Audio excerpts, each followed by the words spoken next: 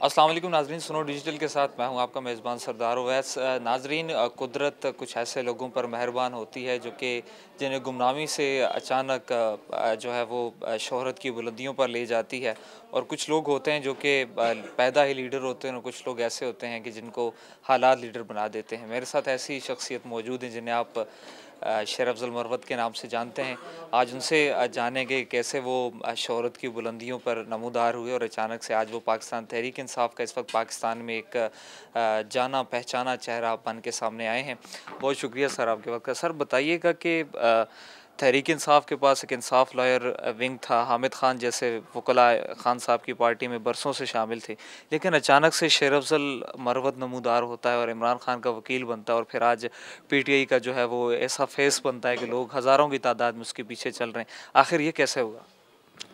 अचानक तो नहीं कह सकते हैं। पीटीआई में तो 2017 में आए, लेकिन एक साल कबल या सवा साल कबल खान की लीगल टीम को ज्वाइन किया जब खान पे आफत आने शुरू हुई। जब पीडीएम की हुकूमत आई और इन्होंने ये सिलसिला शुरू किया तो मैं इस्लामाबाद बेस्ड हूँ। मेरी लॉ फॉर्म की शोहरत है क्रिमिनल प्रैक्टिस के हवाले से। तो खान साहब का हुक्म था, फिर उसको ज्वाइन किया। फिर ये ज्वाइनिंग के साथ ही हम सफ़र भी हो गए। तो जो आगे तकालीफ आती गई हम भी झीलते गए, और यूँ इस सफ़र में जो हैं हम अब वो साथी भी बन गए हैं। हम लीडर तो हमारा पहले था, अब अल्हम्दुलिल्लाह हमने तो मुर्शिद का दर्जा दिए हुए हैं उनको। अच्छा सर बताइएगा, आप जज भी रहे, फिर एक नामी ग्रामी वकील भी रहे, लेकिन आपका एक जुमला कि प्रोग्राम तो बढ़ गया, उससे जो शोहरत मिली वो किसी के वहमो गुमान में भी नहीं था। क्या आपने कभी सोचा था कि एक जुमले से कुदरत इतनी शोहरत देगी आपको? ये जो हो रहा है और जितने चीज़ें हमारे आसपास हो रही हैं, ये तमाम मैंने कभी नहीं सोची थी। तो ये फ़िक्रा जो था वो तो हमने रूटीन में एक जवाब दिया था, कभी एक्सपेक्ट नहीं किया था कि अच्छा, जब ये फ़िक्रा आपने बोला और फिर उसके बाद आपको कैसे पता चला कि ये फ़िक्रा तो है वो मिलियंस में व्यूज़ चले गए हैं और पूरा पाकिस्तान क्या कि दुनिया में सोशल मीडिया पे इसने तहलका मचा दिया? जो साफ़ी था जिसके इंटरव्यू में दे रहा था, उन्हीं हज़रत ने मुझे कोई 4-5 दिन बाद बताया कि जी ये तो वायरल हो चुका है। तो मुझे यकीन नहीं था, क्योंकि ऐसी कोई ख़ास चीज़ उसमें मुझे नज़र नहीं आ रही थी। लेकिन बाद में देखा तो हर जगह जो है अभी तक मेरा अपना घर जो है वो अब इस मुसीबत में मुब्तला हो चुका है। बच्चे भी यही कह रहे हैं। तो मेरा ख़्याल है कि शायद हर घर की यही कैफियत है। अच्छा, इमरान खान से आपकी मुलाकात हुई तो क्या उन्होंने भी इस फ़िक्रे का आपसे जो है वो तबादला हुआ जुमलों का? जी, हुकूमती गमाशतों ने मेरा घर गिराया था। तो वो जब मैं गया उसी दौरान ये इस जुमले को जो है करेंसी मिली थी। तो खान साहब को इल्म था, तो ताज़ियत उन्होंने कुछ इसी फ़िक्रे के साथ की कि वो आपका घर या फार्म हाउस जो है वो यूँ हो गया। अच्छा, हमने देखा है कि जब भी कोई मुश्किल वक़्त आया पाकिस्तान में, चाहे वो अमरीयत का दौर हो या जबर व कहर का दौर हो, तो कलम और कोर्ट ने जो है हमेशा मज़ामत की है। तो इस बार ये खबरें आ रही हैं कि इमरान खान ने 200 वकला की फ़हरिस्त तलब की है जो कि पूरे मुल्क से इलेक्शन लड़ेंगे। ज़रा इस हवाले से हमें बताइएगा कि क्या देरीना वर्कर्स को भी शामिल किया जाएगा, और आखिर ये फ़ैसला क्यों लिया गया कि वकला ही जो वो इंतखाबात में पाकिस्तान तहरीक इंसाफ़ के बतौर उम्मीदवार हिस्सा लेंगे? ये 200 वकला की खबर में कोई सदाकत नहीं है। आ, हम पाकिस्तान तहरीक इंसाफ या खान साहब वहाँ पे वकला उतारेगी जहाँ पे नज़र ये आ रहा हो कि कोई दूसरा उम्मीदवार नहीं टिक सकेगा। और वकला के पीछे फ़लसफ़ा ये है कि वकला जो हैं वो कानून से आगाह होते हैं। उनको पता है कि कोई अदारा या कोई हुकूमती गमाश्ता उनको गैर कानूनी तौर पे ब्लैकमेल नहीं कर सकता है। तो रेजिस्टेंस की पावर होती है, उनकी एक्सपीरियंस होती है, सारी उम्र कचहरियों में गुजरी होती हैं। ये जेल, ये एफआईआर वगैरह उनके लिए आम चीज़ें होती है। अच्छा, आपने चारसदा में जो है वो एक बड़ा कन्वेंशन किया जो कि अनएक्सपेक्टेड था। पंजाब में या मुल्क भर में आप देखें जहाँ भी तहरीक इंसाफ ने कन्वेंशन मुनक्किद करने की कोशिश की गई तो पुलिस की जानिब से जो है उनको पसपा किया गया। तो क्या अब ये खबरें आ रही हैं कि कहीं बैकडोर मामला तय हो रहे हैं कि आपने इतना बड़े पैमाने पर इज्तिमा किया, ये कैसा मुमकिन हुआ? कोई मामला तो नहीं हो रहे हैं। चारसदा में जिस दिन हमारा कन्वेंशन था, एक शादी हाल में था, वो उन्होंने शादी हाल को ताले लगा दिए, नफरी बिठा दी। तो बामरे मजबूरी हमने अपने पार्टी के एक लीडर, मकामी लीडर के उजरे में इसका एहतमाम किया। कुर्सियाँ लगाई जा रही थी कि पुलिस वहाँ भी पहुँच गई। वहाँ भी पकड़ दकड़ की और सारी कुर्सियाँ जो हैं वो उठा के ले गए।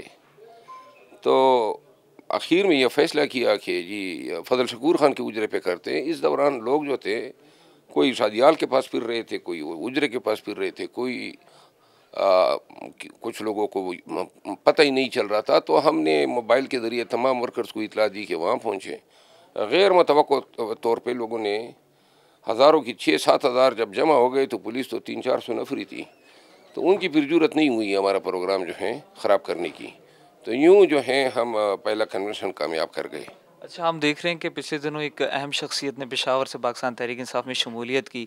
इस मुश्किल तरीन हालात में लोग खुद आपसे रब्ता कर रहे हैं या क्या कोई खान साहब की तरफ से हदायत हैं कि आप मज़ीद जो है वो पार्टी में शमूलियत करवाएं? जैसे पीपल्स पार्टी, मुस्लिम लीग नून इस वक्त इसी कोशिशों में है कि नए लोगों को जो है वो दोबारा से पाकिस्तान की इन अपनी जमातों में शामिल किया जाए। अभी कल भी हमारी प्रेस कॉन्फ्रेंस है। पाकिस्तान मुस्लिम लीग नून के बड़े लीडर हैं और इसके अलावा JUI का एक लीडर है, वो कल प्रेस कॉन्फ्रेंस करेंगे इस्लामाबाद में। और इसके अलावा एक बड़ी तवील कतार हैं। जहाँ तक शमूलियत के हवाले से पॉलिसी हैं, वो ये हैं कि हमें इलेक्टेबल्स की ज़रूरत नहीं है। अगर कोई अपने आप को पनाह खान समझता है कि जी वो इंतहाई इंडिस्पेंसेबल हैं, तो हमें कोई इंडिस्पेंसेबल नहीं चाहिए। 2018 का तजर्बा होने के बाद अब पार्टी इस पे बहुत क्लियर हैं कि हमने अपने वर्कर्स को जो हैं तरजीह देनी है, जो हमारे साथ इस आड़े वक्त में डटे रहे। अलबत्ता जिन कॉन्स्टिट्यूंसीज पे लोग आ रहे हैं और हम समझते हैं कि किसी कौमियत या किसी शख्स उसका अपना ज़ाती वोट बैंक इतना काफ़ी हैं कि हम दोनों के इश्तराक से यहाँ पे हमारी विनिंग जो है मशकूक हैं और हमारे इश्तराक से हम सीट जीत सकते हैं, तो चंद एक केसेस में इस पे गौर किया जा रहा है। अच्छा, आप इस वक्त KPK में नहीं बल्कि पूरे मुल्क में तहरीक इंसाफ को लीड कर रहे हैं, जलसे कर रहे हैं, प्रेस कॉन्फ्रेंसेस कर रहे हैं, टॉक शोज़ में भी तर्जुमानी कर रहे हैं। तो क्या अशरफ अफजल मरवत आम इंतखाबात में इलेक्शन लड़ेंगे? जी, मैं इलेक्शन लड़ रहा हूँ। आप कौन से हल्के से इलेक्शन लड़ रहे हैं? ये फ़िलवक्त मैं नहीं बता सकता हूँ, लेकिन इसका भी तयन खान साहब करेगा कि मैं आबाई हल्के से लड़ूँ या मैं इस्लामाबाद से लड़ूँ, मैं पेशावर से लड़ूँ। I am not sure about it as yet. कल मैं खान से मिलूँगा, इस पे बात होगी। अच्छा, ये बताइएगा कि कराची में हाफिज़ नईम साहब ने इंदिया दिया कि तहरीक इंसाफ के साथ सीट एडजस्टमेंट जो है वो हो सकती है। तो क्या इस हवाले से कोई स्ट्रेटजी है तहरीक इंसाफ की कि मुल्क में जो है किस जमात के साथ इत्तेहाद किया जाएगा या सीट एडजस्टमेंट की जाएगी? इस पे कोई एब्सोल्यूट नो नहीं कहा जा सकता, क्योंकि जहाँ पे सियासी पार्टियाँ जो हैं वो हमारे साथ सीट एडजस्टमेंट करना चाहती हैं और जहाँ हम दोनों को फ़ायदा है, तो ये इसमें कोई मज़ायका नहीं है कि इन तजावीज़ पे गौर हो। अच्छा, ये बताइएगा कि क्या तहरीक इंसाफ बतौर जमात हमें इलेक्शन में नज़र आएगी? आप वकील हैं, तमाम कानूनी पहलुओं से आगाह हैं। क्या कोई ऐसा इरादा है कि तहरीक इंसाफ को इलेक्शन से बाहर किया जाए और ख़ान साहब को क्या इंतखाबात से पहले हम बाहर आता देख रहे हैं कि नहीं? देखें, हुकूमत वक्त PMLN सारे इनके गमाश्ते ये तो चाहेंगे कि हमारे साथ हमारी पोजीशन बदस्तूर यही रहे जो हैं या जो 4 कन्वेंशन से कबल थी। लेकिन हिम्मत मर्दा मदद खुदा की मिसदाक हमने खुद हिम्मत करनी है। हमने उनको देख के तमाशा तो नहीं करना है। हमने हौसला करके अपना हक है आईनी कानूनी वोट लेने का, वोट देने का, इलेक्शन कंटेस्ट करने का। पाकिस्तान तहरीक इंसाफ के तमाम वर्कर को ये जानना चाहिए कि न यहाँ पे इस धरती पे कोई रहम करता है और न यहाँ किसी ने हम पे रहम करना है। तो लिहाजा सिर्फ़ और सिर्फ जो हमें बचा सकती हैं इस क्रूशल टाइम में वो हमारी हिम्मत है, वो हमारा हौसला है। और हिम्मत और हौसला जो है, अगर इस वक्त भी पाकिस्तान तहरीक इंसाफ के वर्कर ने मस्टर नहीं किया, हिम्मत से काम नहीं लिया और इन जो खौफ के बदकड़े किए हैं इनको शिकस्त नहीं दी, तो मेरा ख्याल है कि हम शदीद बहरान का शिकार होंगे। वाहिद चीज़ जो हमारा सहारा दे रही है वो है 22 करोड़ अवाम।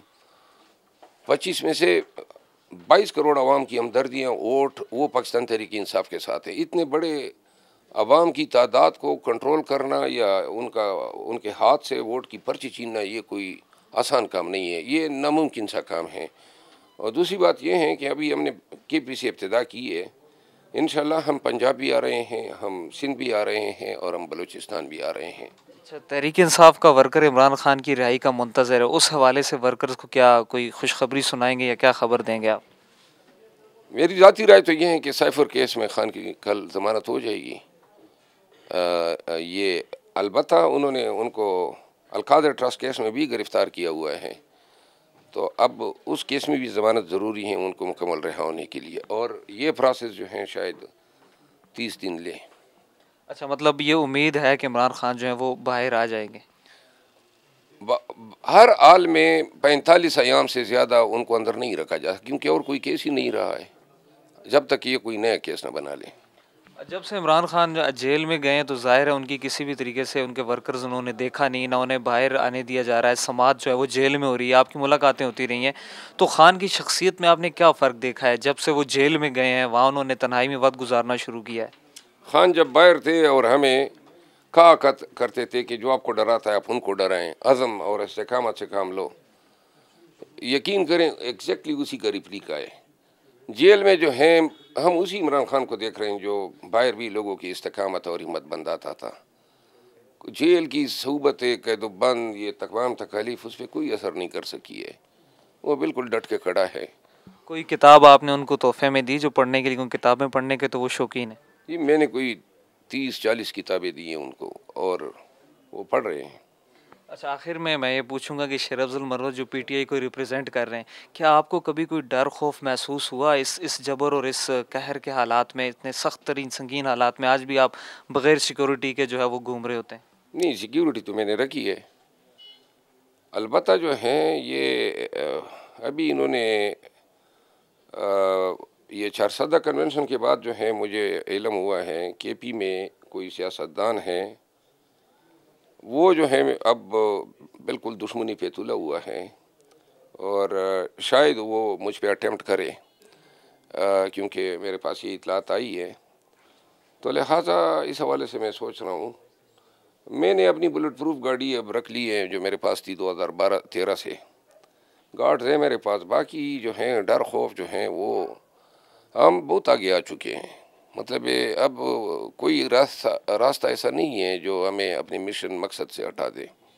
आखिर में तहरीक इंसाफ के वर्कर्स के लिए क्या पैगाम देना चाहेंगे? वही खान का पैगाम है कि भाई अब जो है ना वो सोशल मीडिया से निकल आए अमली तौर पे। देखिए अब हम कन्वेंशन शुरू कर रहे हैं, हम 10,000 में अगर हैं, अगर ये वर्कर चाहें तो अपने दोस्तों साथियों अपने हम नवाओं को ला सकते हैं। हम 20,000 भी कन्वेंशन कर सकते हैं, 30,000 का भी कर सकते हैं, 1 लाख का भी कर सकते हैं। सारा दारोमदार वर्कर की दिलचस्पी में है। उनको ये जानना चाहिए कि आजकल जितनी बड़ी जमीयत के साथ हमारे जलसे होंगे उतना ही इम्पेक्ट पड़ेगा। अभी हम मर्दान जा रहे हैं 24 तारीख को, 25 को हम दीर जा रहे हैं, दीर बाला, 26 को हम करक में कन्वेंशन कर रहे हैं। तमाम अजला के सकूनती और इनके करीबी अजला के बासियों को मैं कहूँगा कि जोक दर जोक आएँ, हमारे हाथ मजबूत करें। खान के काज में आपका ये 1 दिन का वक्त या 2-3 घंटे का वक्त जो आप कन्वेंशन में आएंगे, और वो हमारे लिए बड़ी ही हमदर्दी और सोर्स ऑफ करेज होगा। और दूसरी बात ये है कि ये जो झंडा है, लोग कहते हैं पुलिस वाले हमसे छीन लेते हैं, तो पुलिस वाले किस तरह छीन सकते हैं झंडा जो है? अब अगर कोई आपके हाथ में झंडा है, आपकी पार्टी का, आपके लीडर का, आपके मुर्शिद का, और कोई ज़बरदस्ती आके आपसे लेना चाहता है, आपको भी पता है और उसको भी पता है कि ये गैर कानूनी है। ये इसकी मिसाल इस तरह है कि आपका बच्चा आपके झोली में है और आप उसको बाज़ार में लेकर पिरा रहे हैं, कोई किस तरह से बच्चा छीन के ले जा सकता है? तो जब बच्चा आप नहीं दे सकते हैं तो फिर झंडा क्यों देते हैं? तो लिहाजा झंडा निकालना चाहिए, लगाना चाहिए घरों पे, बाज़ारों में, चौकों में, दुकानों पे, हर जगह पे।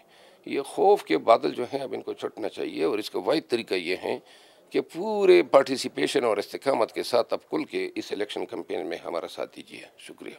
जी, आपने शेर अफजल मरवत साहब के तासुरात जाने। उनका यही कहना था कि आइंदा आने वाले जो आम इंतखाबात हैं उसमें अगर इमरान खान जेल से बाहर नहीं भी आता है तो तहरीक इंसाफ पूरी तैयारी के साथ इस इंतखाबात में हिस्सा लेगी और इलेक्शन जो है वो लड़ेगी और तमाम जमातों का जो है वो भरपूर बहादरी के साथ मुकाबला करेगी। मुझे दीजिए इजाज़त, अल्लाह ने के बाद।